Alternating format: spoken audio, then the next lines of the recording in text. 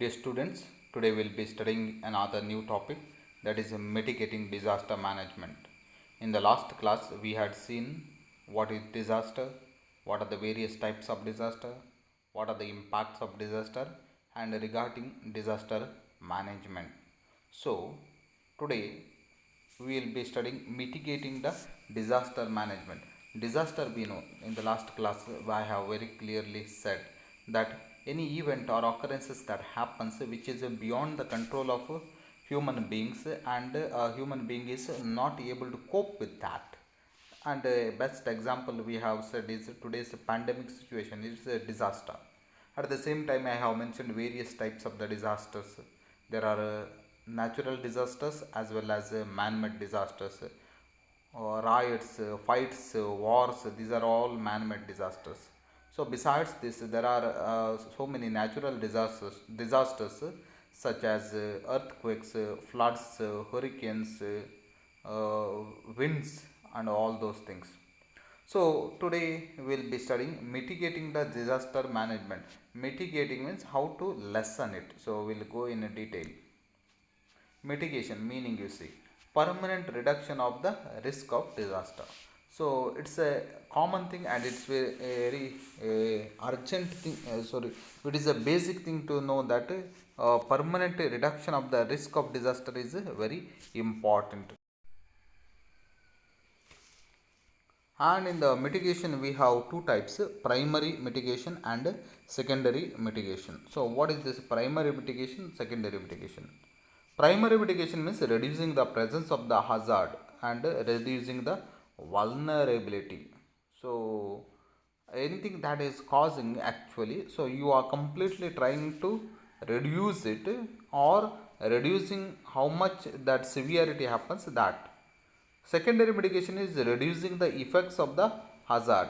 Preparedness. So you are sure that hazard takes place, but you are preparing yourself.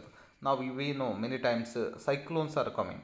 So and because of our technology, we are able to know that when that cyclone will hit to the earth. So when it is hitting to the earth from the sea, people are moved to other places. So prepared to happen that this one cyclone. So in this way, anything happens. Even today, earthquakes and all, they are calculated well in advance, so that at a particular place earthquake happens means, so you ask the people to remove to other move to other places. So best example, permanent reduction of the risk of disaster is most of the times through the waves in the rainy season in the sea, high waves are there. Therefore, to the seashore, if you have gone where there is high waves are coming, that side all to the sea, there they will lay the stones, so that waves that come, that will hit to the stones and protect. Otherwise, the water comes to more and more, and soil erosion may takes place. That's the reason at many places they lay the big stones as a wall. So principal objectives of mitigation. Why do you mitigate the disasters?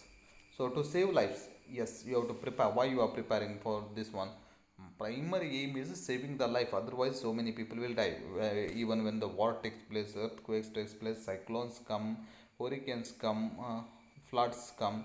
So all the times, what happens is many people lose their lives. Even in the pandemic now, COVID, you see, so it's a disaster, and how they are trying to manage. What is the all aim is to save the lives. Even the lockdown they have lived it. It is the reason is to save the lives. Then second one is reduce economic disruption. So reduce the economic disruption is another reason.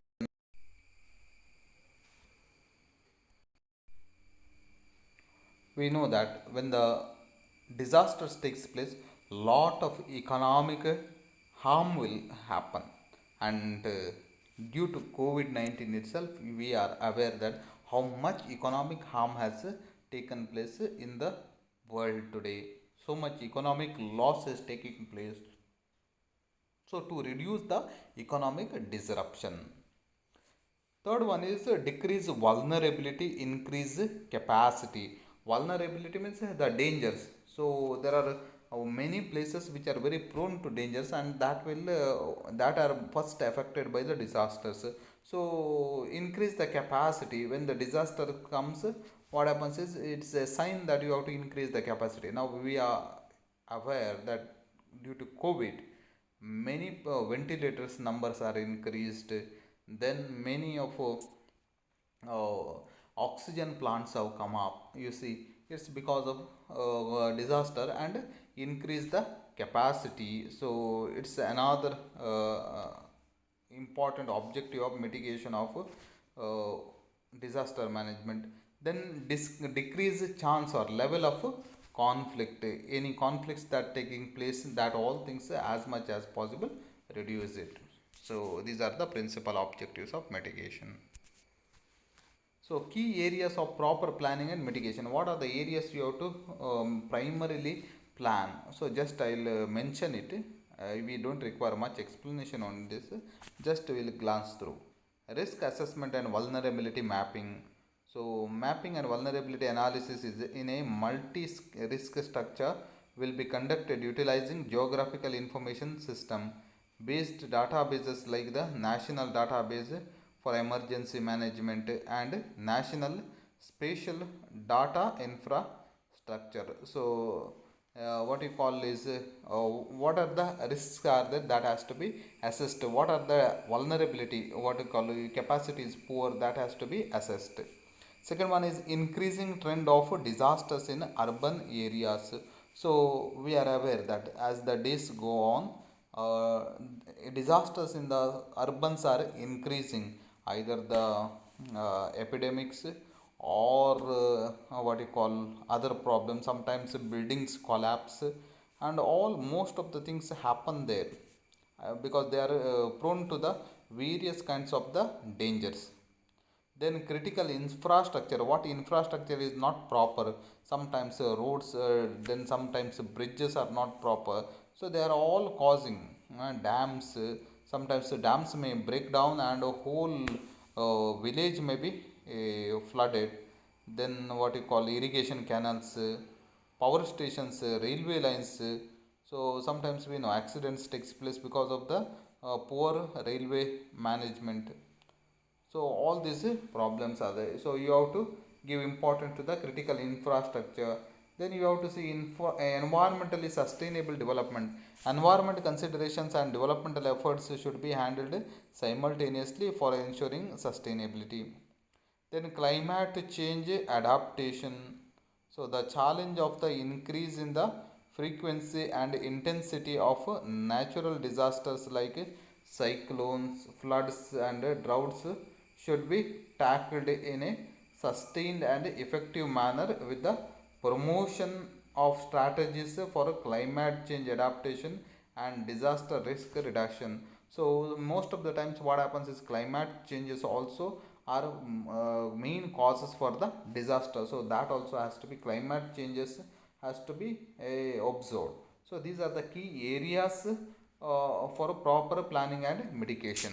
So let us see what are the measures could be taken for mitigating. So first is physical planning measures. So physically what all things to be done?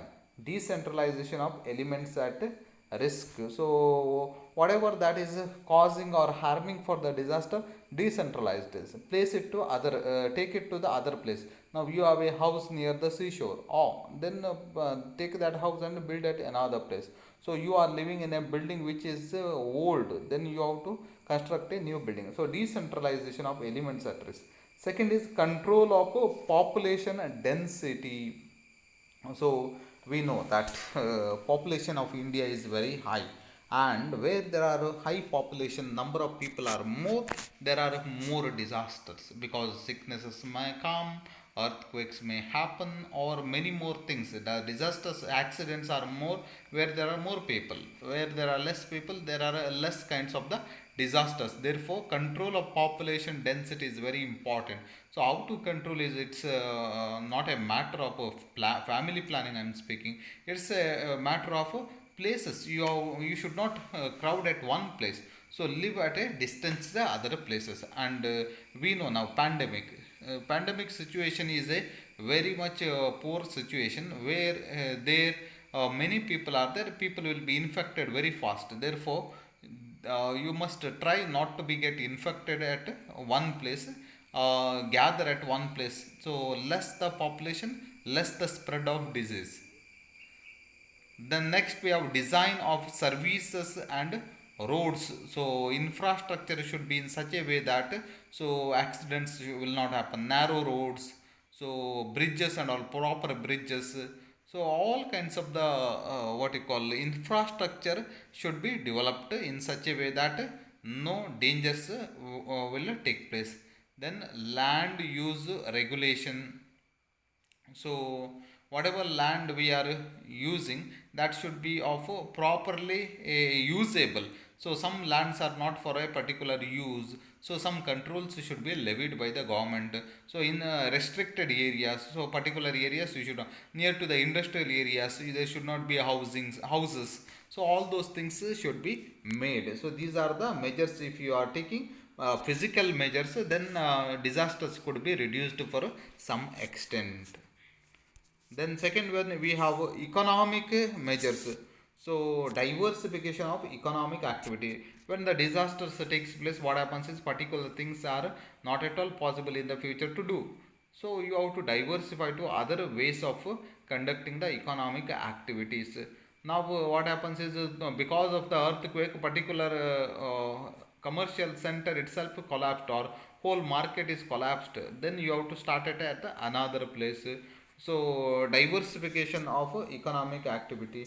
Then economic incentives. Sometimes what happens is grants, loans and all should be given. Taxes reduction. Now you see due to the pandemic many people are hit, and so such people, what is the main thing is tax reduction could be possible. Otherwise what happens is they are affected. Then insurance. So whenever some loss takes place, you can contribute through the insurance. And we know that though all those who were traveling in the aircraft and all, when anything happens to their lives, their family members are given compensation, because their lives are insured while they are traveling on the aeroplanes. All those things we must be aware. Insurance is another way you can control. It is not reducing the risk as such, but some kind of compensation. But it is a economic measure that could be done through the for the mitigation of the disaster. Next, we have management and institutional measures, how we can mitigate the disasters. So, education and training. So, people need to be educated, trained in some cases and all.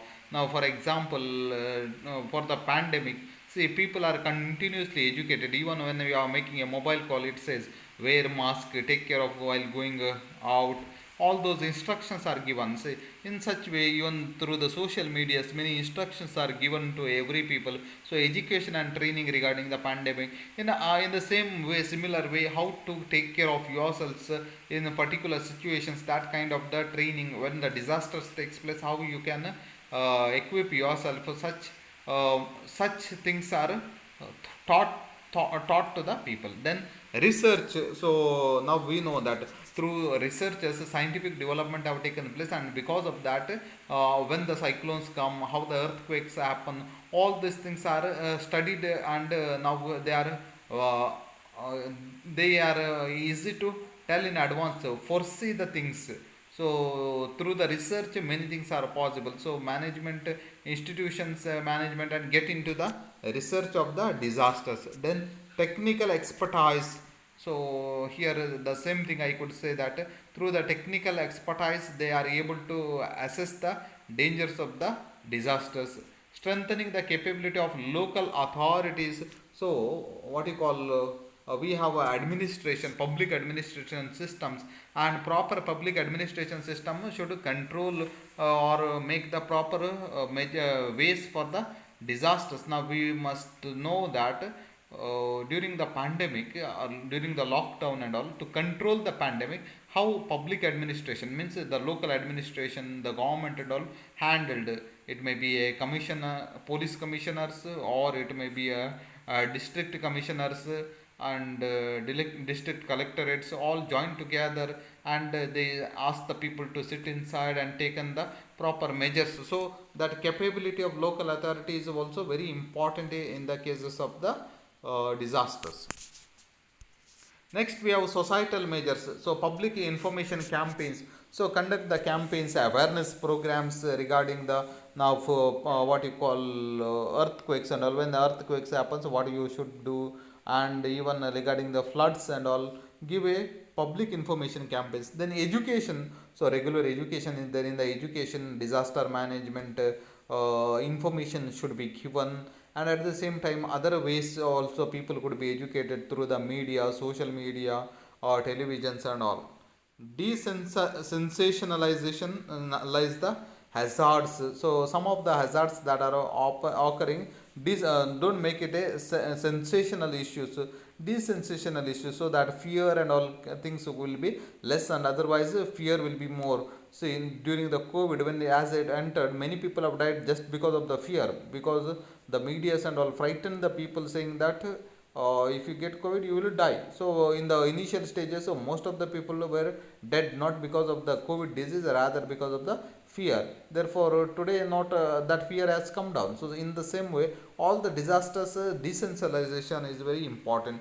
Then community involvement, anything happens, so it is not a matter of one or the two, all should join together. See, now during the pandemic we are very aware that to take care of the people, many people whoever were capable, they were helping each other. So they were distributing the food kits, and whatever could be done, all those things they were doing. So this is another measure. Then some drills, that is a regular workouts people have to do, or means regular measures taking up, and keeping a track, all those things. So these are the societal measures which could be taken. So I hope that I have given sufficient information regarding various measures. And finally we have engineering and construction measures.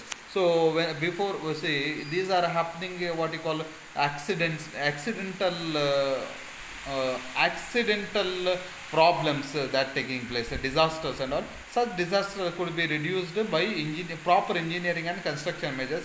And there are two types: stronger individual structures. Say, whenever you are building buildings and all, put a proper foundation. Otherwise, it will take a lives of many people.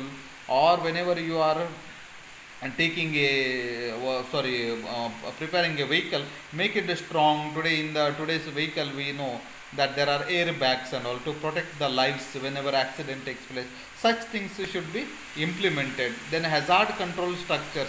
So structures should be in such a way that if the flood controls, then dams and all, how to control, it should be all what you call systematic, and lessen the damage even the hazard takes place, in such a way that buildings, dams and bridges should be constructed. So through these measures, all disasters could be mitigated or reduced, the severity or occurrence of the disasters. So I hope you have understood how to mitigate the disaster, and I have completed the sixth chapter. Now almost all the topics, from a few topics remain in the third chapter, and almost everything of the sixth chapter I have completed. So I'll next class onwards I'll be coming back to the first and regular insurance information I'll be giving. Thank you.